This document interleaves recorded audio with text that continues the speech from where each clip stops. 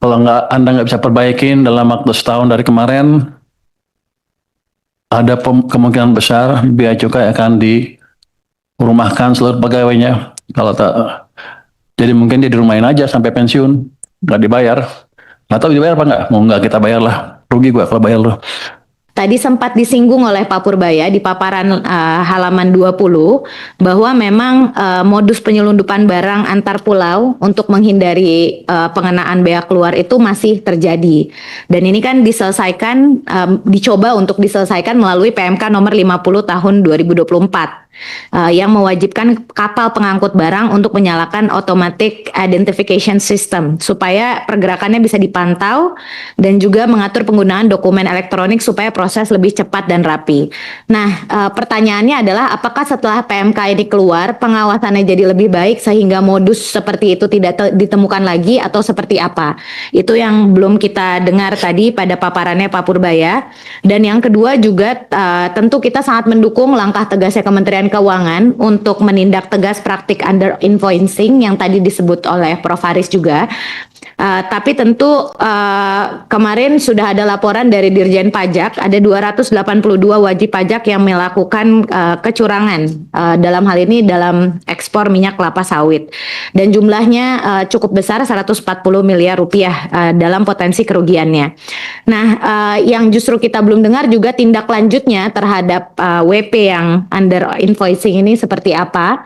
Dan tentu bagaimana DJP nanti bisa memperkuat pengawasan pada sektor yang tentu memiliki potensi tinggi untuk praktik under invoicing ini supaya ada tindakan preventif yang tentu bisa mencegah hal-hal seperti ini berulang di tahun-tahun yang akan datang. Demikian pimpinan. Untuk under invoicing tadi dari Golkar ya. Ya. Dari Demokrat juga. Apa yang sudah saya lakukan? Apa kita santai-santai aja setelah ada temuan seperti itu di lapangan? Jadi sekarang kita sedang revamp itu bea cukai kita, termasuk seluruh sistem IT-nya. Kita punya Simbara yang terdiri dari berbagai komponen kan, dari ESDM ada sistemnya, dari bea cukai, dari pajak ada sistemnya semua. Cuman sekarang ngakunya terintegrasi, tapi belum terintegrasi betul. Saya sudah buat tim 10 ya di LNSW, Lembaga Nasional Single Window, untuk memperbaiki itu dari waktu ke waktu. Dan mereka laporan saya sekarang setiap minggu.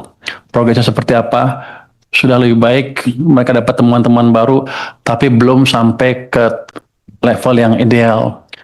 Di Bea Cukai juga sistem IT-nya kita perbaiki sekarang. Kita udah beli scanner baru, ditaruh di Jakarta, di Pelabuhan Tanjung Perak ya, Surabaya. Di Semarang bukan di Semarang. Belawan juga udah kita kasih.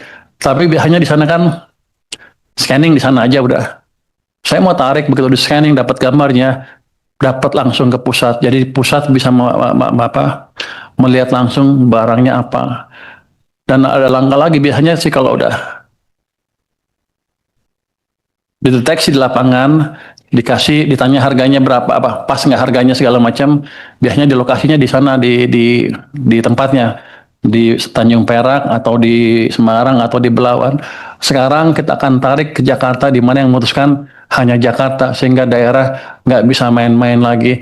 Itu sistemnya sedang kita kembangkan. Mungkin Maret tahun depan sudah berjalan dengan penuh. Jadi kita keluarkan cukup banyak sumber daya untuk memastikan itu berjalan. Karena kalau ke bea cukai kan sudah clear. Saya bilang ke mereka, kalau Anda nggak bisa perbaikin dalam waktu setahun dari kemarin, ada kemungkinan besar bea cukai akan dirumahkan seluruh pegawainya. Kalau tak, jadi mungkin dia dirumahin aja sampai pensiun, nggak dibayar. Nggak tahu dibayar apa nggak? Mau nggak kita bayar lah. Rugi gua kalau bayar loh.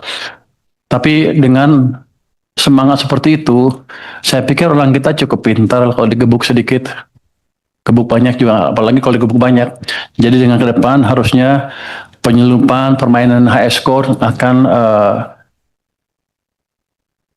berkurang secara signifikan. Kalau nol sih nggak mungkin kan kelihatannya ya.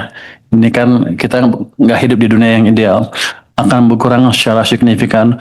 Untuk yang tadi juga yang PAME, Itu sekarang udah kita panggil tuh pengusaha FAME di seluruh Jakarta, di Indonesia ke Jakarta.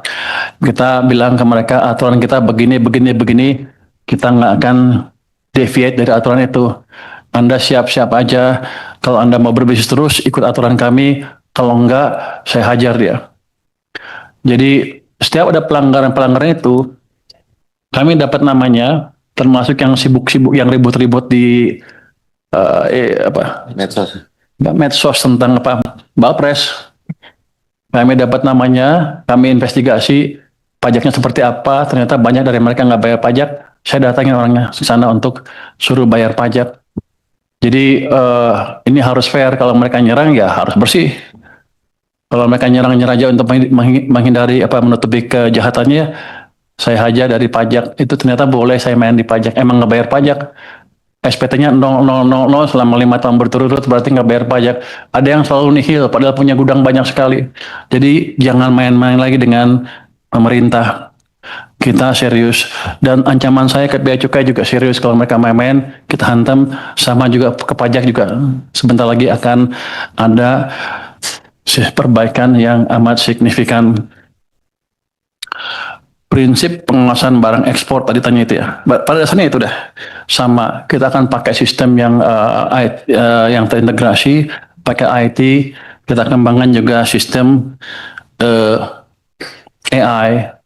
Ini walaupun saya lihat masih awal, tapi kelihatannya orang-orang kita masih bisa belajar.